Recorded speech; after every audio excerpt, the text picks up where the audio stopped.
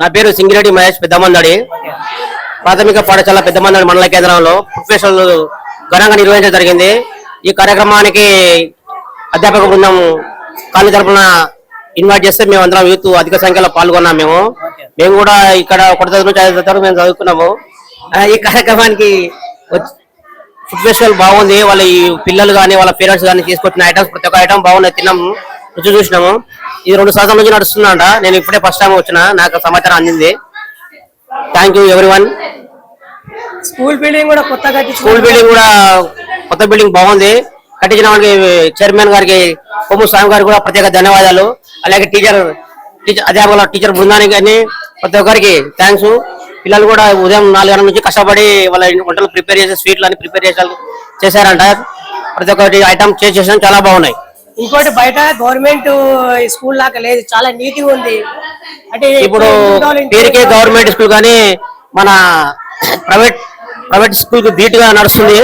Study కానీ, food కానీ, water కానీ, టాయిలెట్స్ కానీ ప్రతి ఒక్కటి చాలా బాగున్నాయి.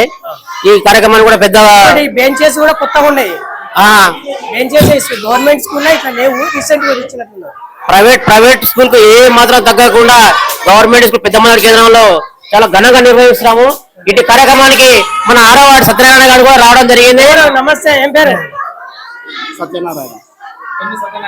ఎట్లా ఉంది ఇదంతా చూస్తుంది కదా? మా కాలనీలో గత కొంత సంవత్సరంగా అభివృద్ధి పనుల భాగంగా ఈ సంవత్సరం కూడా మన పిల్లలు ఫుడ్ ఫెస్టివల్ ప్రోగ్రామ్ కండక్ట్ చేయడం జరిగింది.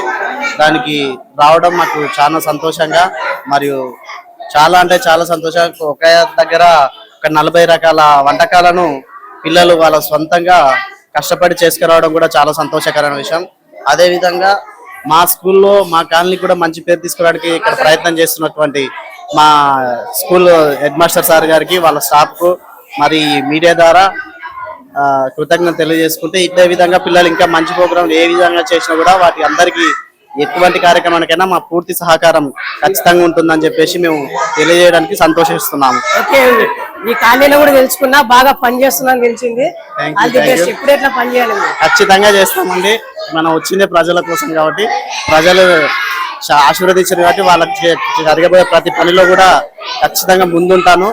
నాకు దేనికోసం రాలేదు, రాజకీయ నాయకుడు అంటే ఎలా ఉండాలి, ఎలాంటి పనులు చేయాలి, ఎలా చేయగలుగుతాడు అని చేయడం కోసమే, చేసి చూపించడం కోసమే నేను పోటీలో ఉండి నన్ను గెలిపించిన ప్రజలకు కూడా మీ మీడియా ద్వారా కృతజ్ఞతలు తెలియజేసుకుంటున్నాను.